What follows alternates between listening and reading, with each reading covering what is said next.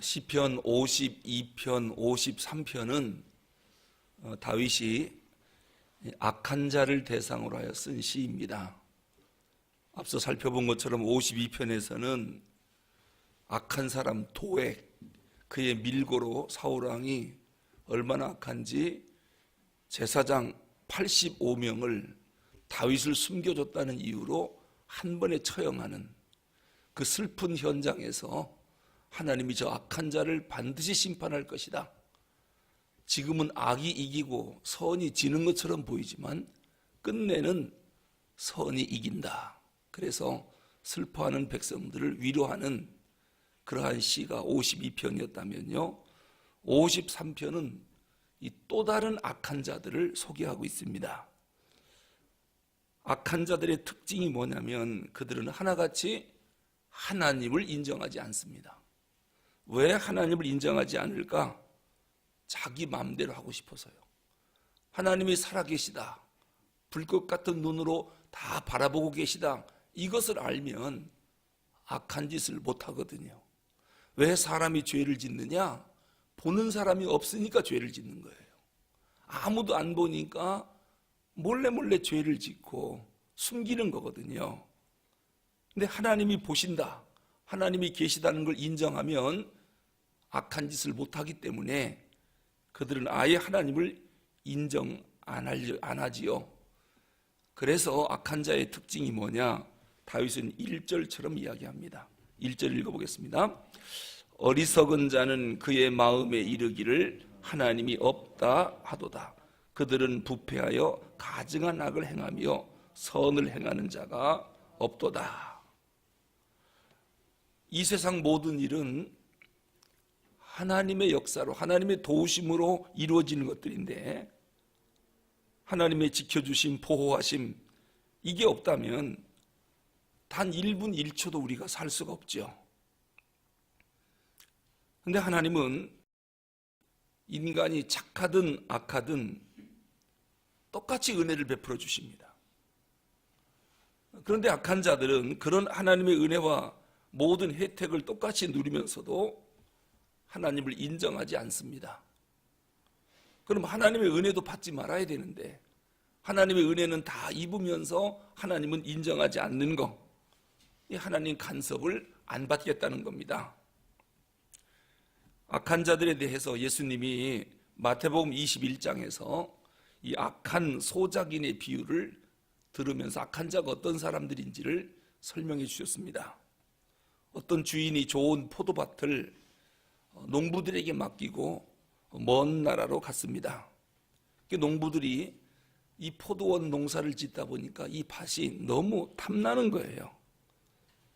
이제 주인이 이 종을 보내서 포도원 소작료를 내라, 소작료를 받게 하려고 종을 보냈더니 이 악한 자들이 작당을 했습니다.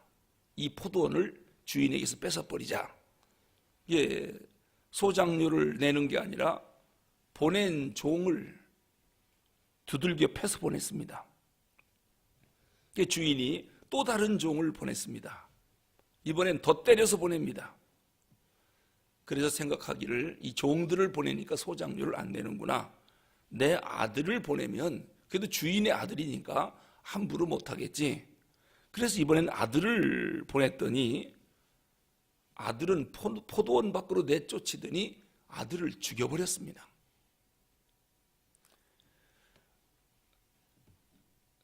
이 세상의 주인은 하나님이시거든요. 하나님의 소유권을 주장합니다.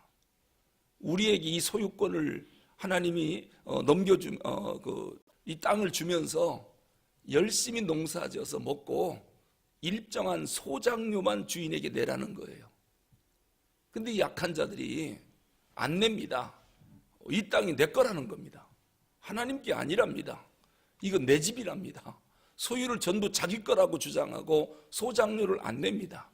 하나님이 선지자를 보내서 아니다, 이 모든 세상은 하나님 거다. 그 선지자를 두들겨 패서 내쫓았습니다. 또 다른 선지자를 보냅니다. 더 때려서 내쫓습니다. 나중엔 하나님이 안 되겠다, 내 아들을 한번 보내봐야 되겠다. 그리고 예수님을 이 땅에 보냈지요. 그랬더니 포도원 밖으로 내쫓으면서, 즉 골고다 언덕으로 끌고 가서 십자가에 죽였습니다. 이것이 악한 자들이 행하는 모습입니다. 왜 악한 자들이 하나님의 존재를 인정하지 않을까? 이 아름다운 포도원 같은 탐나는 세상, 자기 맘대로 차지하고 싶어서입니다.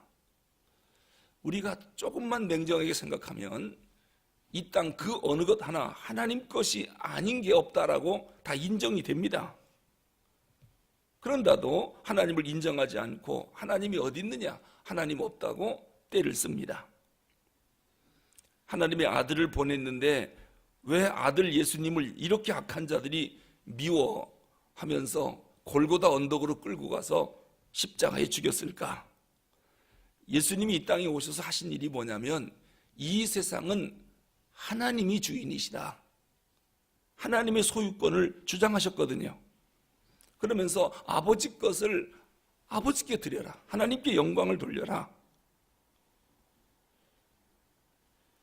이 말은 뭐냐면, 그동안 하나님을 인정하지 않고 너희들 마음대로 살았던 거, 이거 죄다, 이거를 회개하고 이제부터는 하나님의 뜻에 복종하고 살아라.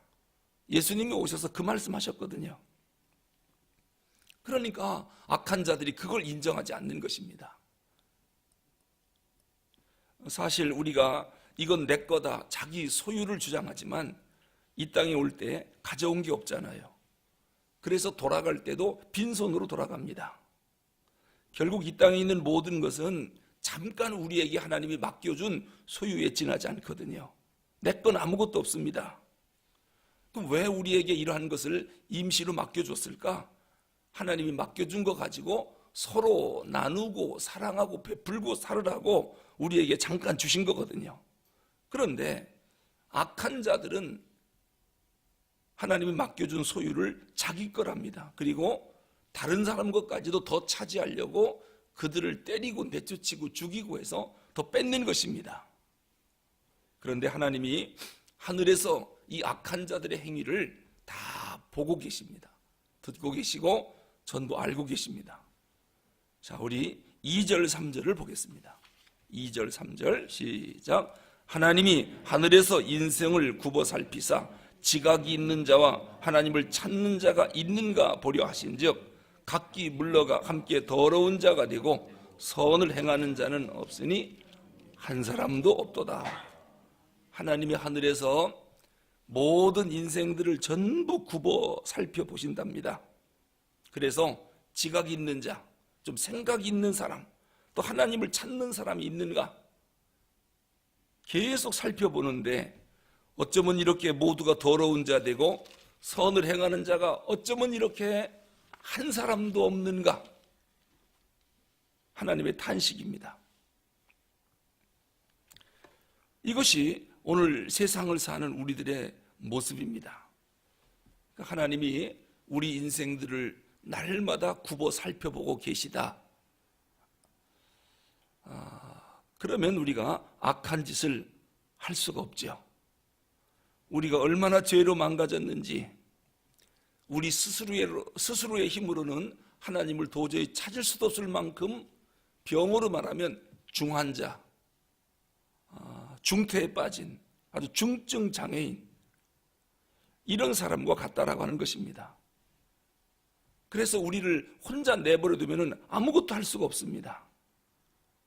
그래서 하나에서 열까지 하나님이 모두 돌봐주고 보살펴줘야 하는데, 우리를 보살펴주고 돌봐주고 살려주려고 하나님이 아들 예수님을 이 땅에 보내신 것입니다. 우리 스스로는 살아날 길이 없기 때문에 그런 것이죠. 그런데 그 예수님마저도 우리는 거부했습니다. 하나님을 겸손히 부르는 자가 어쩌면 이렇게 하나도 없는가? 우리 4절 한번 읽어보겠습니다. 4절 시작. 죄악을 행하는 자들은 무지하냐? 그들이 떡 먹듯이 내 백성을 먹으면서 하나님을 부르지 아니하는도다. 하나님이 믿는 사람을 이 세상에 두신 이유가 있습니다. 이 악한 자들을 올바른 길로 인도해달라고 우리 믿는 사람들을 이 땅에 두셨습니다. 누구든지 이 사람처럼만 하나님을 인정하고 믿으면 다시 살 수 있다, 구원을 얻는다, 이것을 믿는 사람을 통해서 보여주고 싶었던 것이죠. 하나님의 백성의 특징이 뭐냐면 하나님의 백성들은 자기를 믿지 않습니다. 하나님을 의지합니다. 원래 하나님의 백성들이라고 하는 사람도 처음에는 늑대였었거든요. 근데 예수님을 믿어 양으로 변화받은 사람들입니다. 그래서 늑대들에게 양을 보내주는 겁니다. 너희들도 하나님을 인정하고 하나님을 섬기고 살면 이렇게 양처럼 완전히 변화를 받는다, 양을 보내준 거예요. 그런데 약한 자들이, 이 늑대들이 양처럼 변화를 받아야 되겠다 이렇게 생각하는 것이 아니라 양을 잡아 먹어버렸습니다. 그러니까 악한 자들은 소망이 없는 것입니다. 예를 들어서 제빵 기술을 배우는 사람들에게 케이크를 모델로 줬습니다. 이것을 보고 빵 만드는 기술을 익히라는 거죠. 근데 배고프다고 케이크를 먹어버렸습니다. 그러니까 모델이 없는 거예요. 빵을 만들 수가 없는 거예요. 농사 짓는 사람에게 씨앗을 줬는데 배고프다고 씨앗을 먹어버렸습니다. 농사를 지을 수가 없는 것입니다. 어느 곳에 가로등을 세워놨는데 술 먹은 사람이 가로등을 깨버렸습니다. 그러니 그 다음부터는 어두워서 어떻게 길을 갑니까? 등대는 어부들에게 있어서 생명선이거든요. 생명줄이거든요. 그런데 그만 그 등대를 깨버렸습니다. 그러니 이제 바다에 나간 어부들이 어떻게 돌아옵니까? 이게 인간의 모습입니다. 우리가 한 짓이 바로 그겁니다. 예수 믿는 사람을 모델로 해서 보내줬더니 악한 자들이 이 양을 잡아먹고 말았습니다. 하지만 하나님이 악한 자에게 결국 뭐라고 말씀하냐면 5절 6절을 보겠습니다. 5절 시작. 그들이 두려움이 없는 곳에서 크게 두려워하였으니 너를 대항하여 진친 그들의 뼈를 하나님이 흩으심이라. 하나님이 그들을 버리셨으므로 네가 그들에게 수치를 당하게 하였도다. 시온에서 이스라엘을 구원하여 줄 자가 누구인가? 하나님이 자기 백성의 포로된 것을 돌이키실 때에 야곱이 즐거워하며 이스라엘이 기뻐하리로다. 다윗이 지금 악한 자들의 최후에 대해서 이야기하고 있는 것입니다. 악한 자들이 세상을 다 차지하고 승리하는 것처럼 보일지 몰라도 그들은 결국 두려움이 없는 곳에서도 크게 두려워할 거다.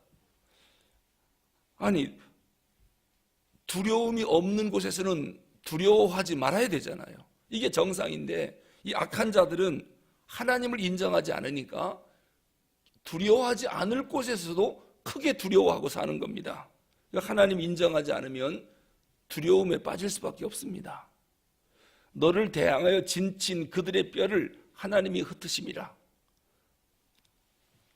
선한 자를 해치려고 하는 그 악한 자들의 진을 친 것, 결국 하나님이 그들의 뼈를 흩어버린다. 악한 자들의 심판을 하나님이 이야기하십니다.